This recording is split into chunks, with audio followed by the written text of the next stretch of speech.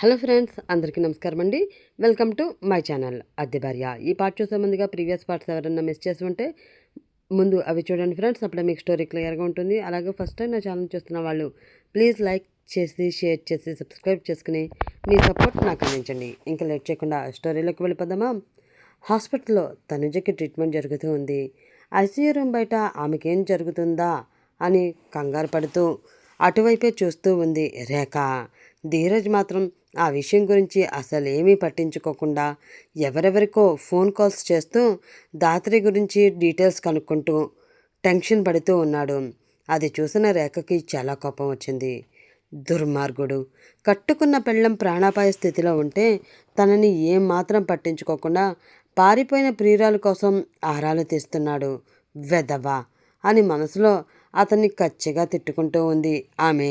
ఆ తిట్లు అతనికి వినిపించాయో ఏమో. సీరియస్గా ఆమె వైపు చూసి ఫోన్ కాల్ కట్ చేసి ఆమె దగ్గరికి వస్తూ ఉన్నాడు ధీరజ్. అది చూసిన రేఖ గుండెలు అదిరిపోయాయి. వామ్మో, కొంప తీసి నేను మనసులో అనుకోవాల్సిన మాటలు అన్నీ బై మిస్టేక్ పైకి అనేసేనా ఏంటి? ఇప్పుడు ఆ మాటలు వీడికి వినిపించాయి అంటే అక్క పక్కనే మరో బెడ్ నా కోసం సిద్ధం చేస్తాడు అని మనసులో అనుకుంటూ భయంగా తన వైపు వస్తున్న అతన్ని చూస్తూ ఉంది ఆమె. ఆమె దగ్గర వరకు వచ్చిన ధీరజ్ అప్పుడే డోర్ తీసుకుని బయటకు వచ్చిన డాక్టర్ వైపు సీరియస్గా చూసి, ఎలా ఉంది డాక్టర్ అంటూ అడిగాడు. అది చూసి అమ్మయ్య, వీడి వచ్చింది నా కోసం కాదనమాట అనుకుని కొంచెం రిలాక్స్ అయింది రేఖ. కొంచెం క్రిటికల్గానే ఉంది. బ్లడ్ చాలా లాస్ అయింది. ఏబీ పాజిటివ్ బ్లడ్ గ్రూప్ అవ్వడం వలన అది మా హాస్పిటల్లో అవైలబుల్గా లేదు. దానికోసం ప్రయత్నిస్తున్నాము అంటూ చెప్పాడు డాక్టర్. ఆ మాట విన్న ధీరజ్ భారంగా శ్వాస తీసుకుని వదిలి, నాది కూడా అదే గ్రూప్ డాక్టర్, బ్లడ్ నేను ఇస్తాను, మీరు ట్రీట్మెంట్ స్టార్ట్ చేయండి అన్నాడు. అతను అలా అనడంతో షాక్ అయి కప్పలా నోరు తెరుచుకుని అతని వైపు అలా చూస్తూ, మీరు మా అక్కకి బ్లడ్ ఇస్తారా బావా అంటూ అడిగింది రేఖ. ఏ, ఇవ్వకూడదా? నాకేమైనా ఎదుటివాడికి బ్లడ్ ఇవ్వకూడని రోగాలు ఉన్నాయి అని నువ్వు అనుకుంటున్నావా ఏంటి? సీరియస్గా అడిగాడు ధీరజ్. హా, ఉంది. రాక్షసత్వం అనే రోగం ఉంది కదా.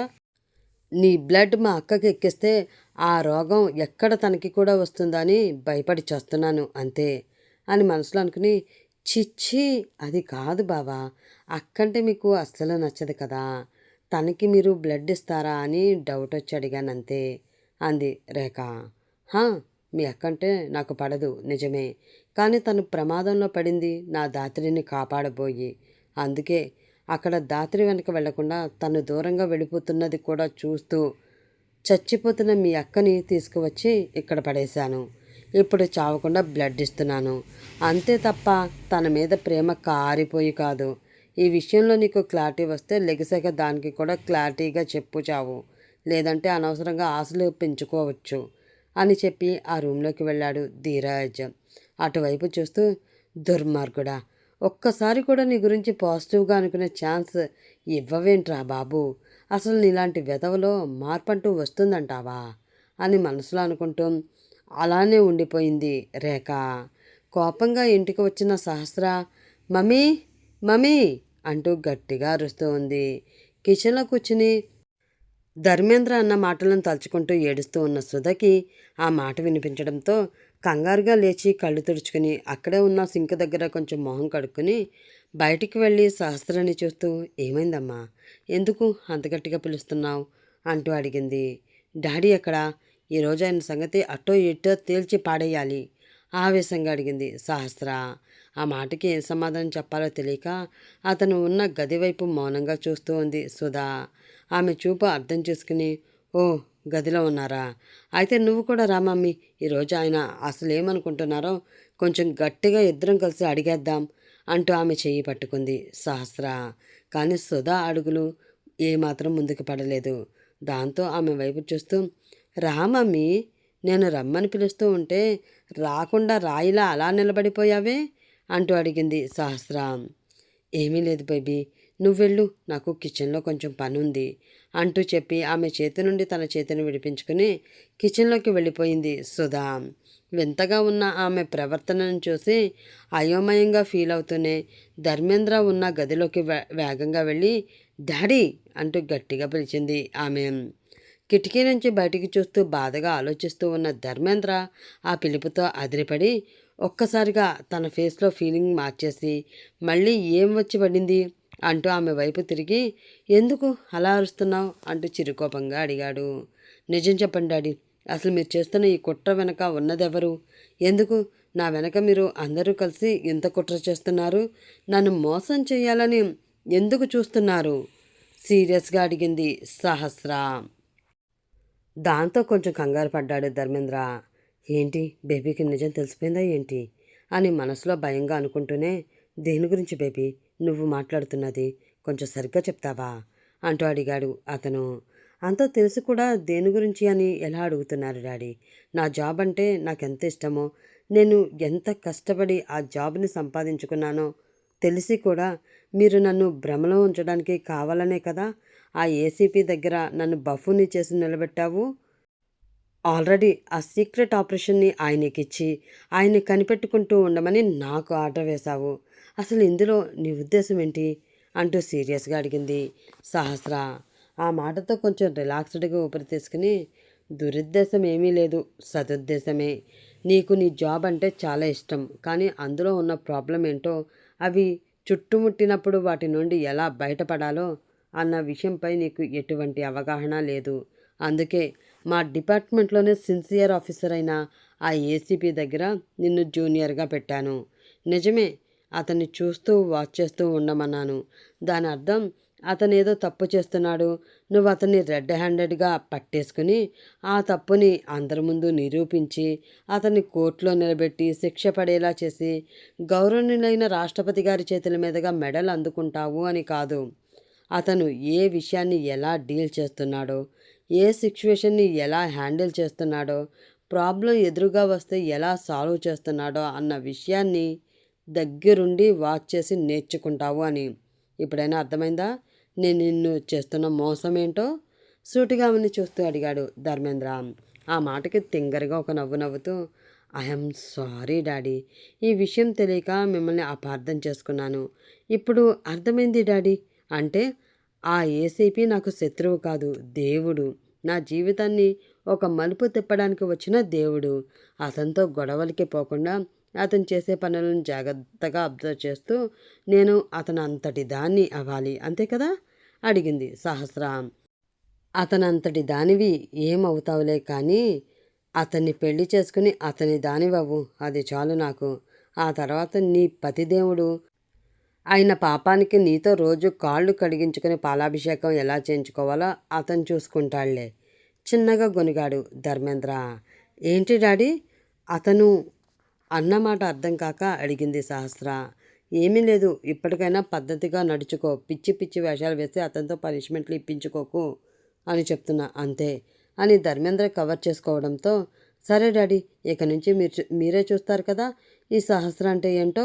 పద, ఈ శుభ సందర్భంలో మమ్మీ చేత మంచి స్వీట్ చేయించుకుని తిందాం అంటూ అతన్ని చెయ్యి పట్టుకుని కిందకి లాక్కుని వెళుతూ ఉంది సహస్ర.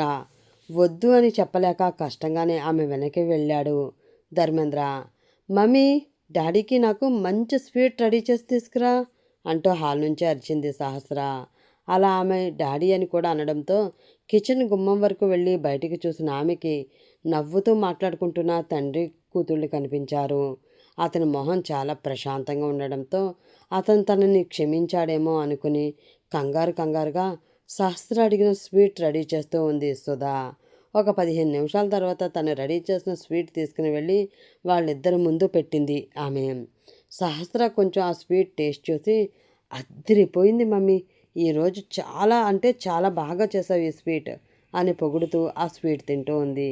కానీ సుధా చూపులు మాత్రం ధర్మేంద్ర మీదే ఉన్నాయి. అతను తింటాడేమో అని, తనని క్షమిస్తాడేమో అని ఆశగా అతని వైపే చూస్తూ ఉంది ఆమె. ఆమె తినే వరకు స్వీట్ బౌల్లో ఉన్న స్పూన్ తీసుకుని అటు ఇటు కదుపుతూ ఆమెతో కబుర్లు చెప్పిన ధర్మేంద్ర ఆమె తిని తన గదిలోకి వెళ్ళిపోవడంతో అక్కడి నుంచి పైకి లేచాడు.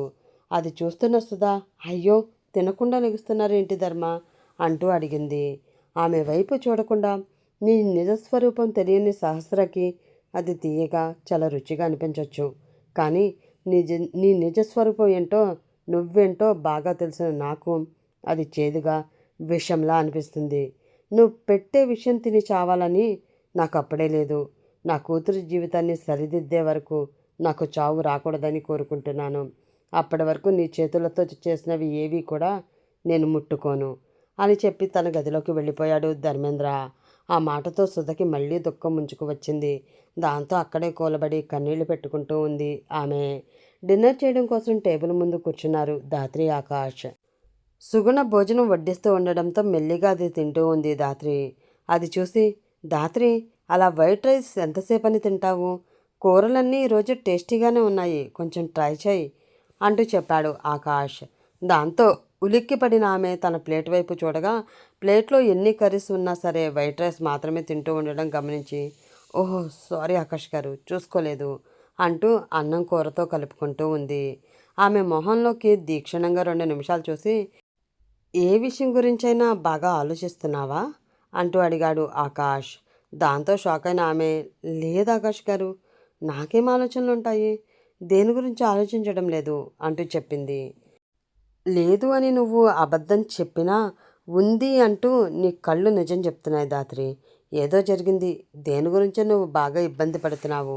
ఆ విషయం ఏదైనా సరే నాతో చెప్పు, నేను సాల్వ్ చేస్తాను కదా అన్నాడు ఆకాష్. ఆ మాటతో ఒక్క క్షణం చెప్పేయాలి అనిపించినా కూడా, వద్దు, ఈయన ప్రాబ్లం సాల్వ్ చేయరు, సహాయం చేస్తారు. ఇప్పటికీ నుంచి చాలా సహాయం తీసుకున్నాను, ఇంకా తీసుకోవడం మంచిది కాదు అని మనసులో అనుకుని, ఏమీ లేదు సార్, ఈరోజు నన్ను ఒక గ్యాంగ్ కిడ్నాప్ చేయడానికి చూశారు కదా, అప్పుడు ఎవరో ఒక అతను వచ్చి నన్ను కాపాడారు. ఆ తర్వాత నేను స్పృహ తప్పి పడిపోయాను.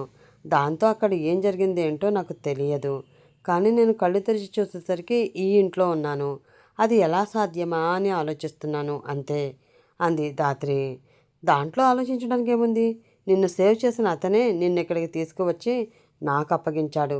జాగ్రత్తగా చూసుకోమని మరీ మరీ చెప్పాడు. సో నువ్వు దాని గురించి ఎక్కువగా ఆలోచించవలసిన అవసరం లేదు, కానీ ముందు కొంచెం ప్రశాంతంగా భోజనం చేయి అంటూ చెప్పాడు ఆకాష్. కానీ అతని మనసులో అనుమానం మాత్రం అనుమానంగానే ఉంది. లేదు, ఇంకా ఏదో జరిగింది, దాని గురించే ధాత్రి ఇంతగా ఆలోచిస్తూ మదన పడిపోతూ ఉంది. ఏం జరిగిందో తెలుసుకోవాలి అని అతను మనసులో అనుకుంటూ ఉన్నాడు. భోజనం చేసిన ధాత్రి వెళ్ళి పడుకుంది. ఆమె గురించి ఆలోచిస్తూ ఉన్న ఆకాష్కి మాత్రం నిద్ర రాకపోవడంతో హాల్లో కూర్చుని ఆలోచిస్తూ, ఈరోజు ధాత్రి ఆఫీస్లో ఏం జరిగిందో నాకు తెలియాలి అంటూ మధుకి టెక్స్ట్ మెసేజ్ పెట్టాడు. వర్క్ అంతా అయిపోవడంతో ఇంటికి వచ్చి రిలాక్స్ అవుతూ ఉన్న మధు ఫోన్కి మెసేజ్ రావడంతో, అబ్బా, ఇప్పటి వరకు సార్ దగ్గరే కదా ఉన్నాను, ఇంటికి వచ్చానో లేదో అంతలోనే మెసేజ్. ఈయన తన భార్యని ఎంత మిస్ అవుతున్నారో తెలియదు, కానీ నన్ను మాత్రం బాగా మిస్ అయిపోతున్నారు అని అసహనంగా ఫీల్ అవుతూ ఆ మెసేజ్ చూసి వెంటనే ఆ విషయంపై ఎంక్వైరీ చేయడం స్టార్ట్ చేశాడు మధు. 10 నిమిషాల్లో విషయం మొత్తం అతనికి తెలియడంతో అదే విషయం ఆకాష్కి మెసేజ్ చేసి ఫోన్ పక్కన పెట్టి బెడ్పై వాలిపోయాడు మధు. ఆ మెసేజ్ చూసిన ఆకాష్కి విషయం అర్థమవడంతో, ఓ అందుక మేడం గారు ఇంత టెన్షన్ పడిపోతున్నారు, అయినా ఒక 10 లక్షల కోసం అంత టెన్షన్ పడవలసిన అవసరం ఏముంది, మొగుడిని పక్కనే ఉన్నాను కదా, ఒక్క మాట అడగొచ్చు కదా అని అనుకుంటూ అభిని ట్రీట్ చేస్తున్న డాక్టర్కి కాల్ చేసి కాసేపు మాట్లాడి కాల్ కట్ చేశాడు ఆకాష్. ఆ నెక్స్ట్ డే మార్నింగ్ మెల్లగా కళ్ళు తెరిచి చూసిన ధాత్రికి తనని గట్టిగా హత్తుకుని పడుకున్న ఆకాష్ కనిపించడంతో చిన్నగా నవ్వుతూ అతని నుదుటి మీద చిరుముద్దు పెట్టి అతని కౌగిలి నుండి మెల్లిగా విడిపించుకుని ఫ్రెష్ అవ్వడానికి వెళ్ళింది. దాంతో కళ్ళు తెరిచిన ఆకాష్, ప్రతిరోజు మార్నింగ్ ఇంత అద్భుతంగా ఉంటే ఎంత బాగుంటుంది అని అనుకుంటూ ఒళ్ళు విరుచుకుంటూ లేచి ఫోన్ అందుకున్నాడు అతను. ఆ ఫోన్లో కాసేపు ఎంటర్టైన్మెంట్ న్యూస్ స్క్రోల్ చేసిన తర్వాత ఫ్రెష్ అయి వచ్చిన ధాత్రిని చూస్తూ, గుడ్ మార్నింగ్, త్వరగా రెడీ అయిపో, నేను ఆఫీస్లో డ్రాప్ చేసి నేను వెళ్తాను, నాకు అర్జెంట్ పని ఉంది అంటూ చెప్పాడు ఆకాష్. ఆ మాట విని, పర్వాలేదు ఆకాష్ గారు, మీరు వెళ్ళండి, నేను క్యాబ్ బుక్ చేసుకుంటాను కదా అంది ధాత్రి. వాష్రూమ్ వైపు వెళ్ళేవాడు కాస్త వెనక్కి తిరిగి సీరియస్గా ఆమె వైపు చూస్తూ, నీ మొగుడిని అయినా నేనుండగా నిన్ను డ్రాప్ చేసే అదృష్టం వేరే వాళ్ళకి ఎందుకు ఇస్తాను చెప్పు, ఇక నుంచి డ్రాప్లు పికప్లు అన్నీ నేనే చూసుకుంటాను. నేను లేని టైంలో నీకోసం ఒక డ్రైవర్ని ఏర్పాటు చేస్తాను. అంతే తప్ప నువ్వు ఇలా క్యాబ్ ఆటో అంటూ ఒంటరిగా తిరగొద్దు. నిన్న చూసావు కదా ఏం జరిగిందో. ఏ ప్రమాదం జరగకుండా క్షేమంగా ఇంటికి వచ్చావు కాబట్టి సరిపోయింది. లేకపోతే నా పరిస్థితి ఏంటి అడిగాడు ఆకాష్. ఆ మాటతో ధాత్రి మనసు ఆనందంతో ఉప్పొంగిపోగా ఆ ఆనందాన్ని ఏమాత్రం బయటికి కనిపించకుండా కంట్రోల్ చేసుకుంటూ అతని వైపు సూటిగా చూస్తూ, ఏముంది, నాతో జరిగిన కాంట్రాక్ట్ పేపర్స్ చింపేసి చెత్తబుట్టలో పడేసి మరొక అమ్మాయిని చూసుకుని ఫ్రెష్గా కాంట్రాక్ట్ రాసుకునేవారు, అంతే కదా అంది ఆమె. ఆ మాటతో ఆకాష్కి చాలా కోపం వచ్చింది. వెంటనే భుజం మీద ఉన్న టవల్ పక్కకి విసిరేసి కబోర్డ్ దగ్గరికి వెళ్ళి వాళ్ళు రాసుకున్న కాంట్రాక్ట్ పేపర్స్ తీసుకుని అవి ఆమె కళ్ళ ముందే చింపేసి ఆ ముక్కల్ని దాత్రి చేతిలో పెట్టి, ఇంకొకసారి కాంట్రాక్ట్ అన్నమాట నీ నోటి నుండి వచ్చింది అంటే సూది దారం తీసుకుని నీ నోరు మళ్ళీ తెరవకుండా కుట్టి పడేస్తాను, ఏమనుకుంటున్నావో. ఇక నుంచి నువ్వు నా అద్దె భార్యవి కాదు, అసలైన భార్యవి, గుర్తుపెట్టుకో అని చెప్పి వాష్రూమ్లోకి వెళ్ళాడు అతను. అది చూసిన ధాత్రికి అది కలో నిజమో ఏమీ అర్థం కావడం లేదు. నమ్మాలో లేదో తెలియకపోవడంతో అయోమయంగా అతను వెళ్ళిన వైపే చూస్తూ ఉండిపోయింది ఆమె. నిజంగా ఇంతటి అదృష్టం నాకు దక్కిందా అని అనుకుంటూ ఉన్న ఆమె కాళ్ళు గాలిలో తేలిపోతూ ఉన్నాయి. ఇక నుంచి ఆకాష్ నా నిజమైన భర్త అన్న ఫీలింగే ఆమెకి సరికొత్తగా ఉంది. దాంతో ఆలోచిస్తూనే అలానే ఉండిపోయింది ఆమె. ఆకాష్ ఫ్రెష్ అయి వచ్చేసరి వరకు కూడా ఆమె అక్కడే అలాగే అదే పొజిషన్లో ఉండడంతో అది చూసి, ఏంటి ఇంకా రెడీ అవ్వలేదా, పోనీ నా ప్రోగ్రామ్ ఏమైనా క్యాన్సిల్ చేసుకోనా, లెట్కి వెళ్దామా అంటూ అడిగాడు ఆకాష్. ఆ మాటతో స్పృహలోకి వచ్చి, వద్దు వద్దు, అస్సలొద్దు, ఇదిగో ఇప్పుడే చిటికలో రెడీ అయిపోను అంటూ రెడీ అయ్యే పనిలో పడింది ధాత్రి. అది చూసి చిన్నగా నవ్వుకున్నాడు ఆకాష్. ఒక 10 నిమిషాల తర్వాత అందంగా రెడీ అయ్యి అతని ముందు ప్రత్యక్షమై, వెళ్దామా మరి అంటూ అడిగింది ఆమె చిన్నగా నవ్వుతూ. ఆమెను చూసి ఆమె చేతిని తన చేతిలోకి తీసుకుని పాకెట్లో ఉన్న ఒక రింగ్ తీసి ఆమె చేతికి తొడిగాడు ఆకాష్. అది చూసి ఆశ్చర్యపోయిన ధాత్రి, ఆకాష్ గారు, ఇది నాకేనా అంటూ మెరుస్తున్న కళ్ళతో అడిగింది. నీకే కాబట్టి నీ చేతికి తొడిగాను, లేకపోతే వేరే ఎవరికైనా అయితే వారి చేతికే తొడిగేవాడిని కదా అన్నాడు ఆకాష్. దాంతో కోపంగా అతన్ని చూస్తూ, అంటే వేరే వాళ్ళకి కూడా ఇలా రింగు తొడిగే ఆలోచన ఉందా మీకు అంటూ అడిగింది ధాత్రి. ప్రస్తుతం లేదు, ఫ్యూచర్లో చెప్పలేను అన్నాడు ఆకాష్. ఆ మాటకి ఆకాష్ గారు అంటూ కోపంగా పిలిచింది ఆమె. ఆమె నడుం పట్టుకుని తన దగ్గరికి లాక్కుని, ఫ్యూచర్లోనే కాదు ఫ్యూచర్ జన్మలో కూడా ఆ ఆలోచన నాకు లేదు. నేను రింగు తొడిగినా రాణిలా చూసినా అది కేవలం నిన్ను మాత్రమే. నీకు మాత్రమే నా పక్కన స్థానం ఉంటుంది తప్ప మరో అమ్మాయి ఆ స్థానంలోకి రాదు, అర్థమైందా సూటిగా ఆమె కళ్ళలోకి చూస్తూ చెప్పాడు ఆకాష్. అంత ప్రేమ అతని కళ్ళలో కనిపిస్తూ ఉండడంతో అతనికి దూరంగా ఉండలేక ఒక్కసారిగా తన పెదవులతో అతని పెదవులు అందుకుంది ఆమె. మొదటిసారి ఆమె ముద్దు పెట్టడంతో అదే ఆమె తనకిచ్చే విలువైన కానుకగా ఫీల్ అయిన ఆకాష్ తన వంతుగా ఆ ముద్దులో మరింత గాఢతను పెంచుతూ ఉన్నాడు. ఒక 5 నిమిషాల తర్వాత ఒకరికి ఒకరు దూరం జరిగి ఒకరి కళ్ళలోకి ఒకరు చూసుకుంటూ చిన్నగా సిగ్గుపడ్డారు ఇద్దరు. ఏదో వర్క్ ఉంది, ఆలస్యం అయిపోతుంది అన్నారు, ఇప్పుడు ఆలస్యం అవడం లేదా మరి అడిగింది ధాత్రి. అవుతుంది, వెళ్దాం అంటూ ఆమె తలపై ఒక హ్యాట్ పెట్టి ముఖానికి మాస్క్ పెట్టి చేతిలో ఫోన్ పెట్టాడు ఆకాష్. దాంతో ఆశ్చర్యపోయిన ధాత్రి అతని వైపు చూస్తూ, ఇవన్నీ దేనికి అంటూ అడిగింది. సేఫ్టీ. నిన్న సమయానికి అతను ఎవరో వచ్చారు కాబట్టి సరిపోయింది, లేకపోతే ఏమై ఉండేది, అందుకే నా సేఫ్టీ కోసం ఇవన్నీ. ఏదైనా ప్రాబ్లం అయితే వెంటనే కాల్ చేయి, వస్తాను. అసలు ఈ ఉద్యోగమే మాన్పించేద్దాం అనుకున్నాను, కానీ నువ్వెంతో కష్టపడి తెచ్చుకున్న జాబ్ కదా, అందుకే కాదు అనలేక పంపిస్తున్నాను. నీ వెనక ఒక సెక్యూరిటీ గార్డు కూడా ఉంటాడు, అతను నీకు ఏ ప్రాబ్లం రాకుండా నిన్ను సెక్యూర్ చేస్తూ ఉంటాడు. సో నువ్వు కూడా కొంచెం కేర్ఫుల్గా ఉండు అంటూ చెప్పాడు ఆకాష్. దాంతో, ఏంటి ఆకాష్ గారు, ఈరోజు నాకు ఎన్ని సర్ప్రైజ్లు ఇస్తున్నారు, ఈ సర్ప్రైజ్లతోటే నన్ను చంపేద్దామనుకుంటున్నారా ఏంటి అని ఆనందంగా అడిగింది ఆమె. లేదు, నీకు ప్రతిరోజు ఒక సర్ప్రైజ్గా మార్చేద్దాం అనుకుంటున్నాను, పద అంటూ ఆమె చెయ్యి పట్టుకుని ముందుకు వెళుతూ, ఇంకో విషయం, నువ్వు ఎవ్వరికీ భయపడవలసిన అవసరం ఏమీ లేదు. నువ్వు ఏం చెప్పాలన్నా, ఏం చెయ్యాలన్నా, ఎవరికి ఎదురు వెళ్ళాలి అన్నా నీ వెనకాల నేనుంటాను. అది గుర్తుపెట్టుకుని ముందుకు వెళ్ళు. అంతే తప్ప అవమానాలను ఎదుర్కొంటూ కన్నీళ్లు కార్చవద్దు.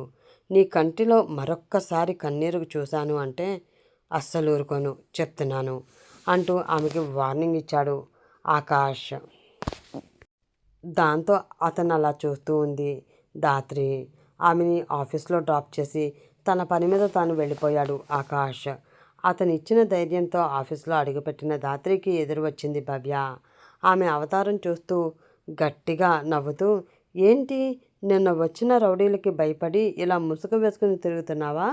యాక్చువల్లీ నిన్న వాళ్ళు చేసిన అటాక్లో ఈ పాటికి నువ్వు పోయి ఉంటావేమో, నీ సంతాప సభకి రావాలి ఏమో అని కంగారు పడి చచ్చాను తెలుసా అంటూ వెటకారంగా అడిగింది ఆమె. ఆ తర్వాత ఏం జరుగుతుందో తెలుసుకోవాలంటే నెక్స్ట్ పార్ట్ కోసం వెయిట్ చేస్తూ ఉండండి ఫ్రెండ్స్.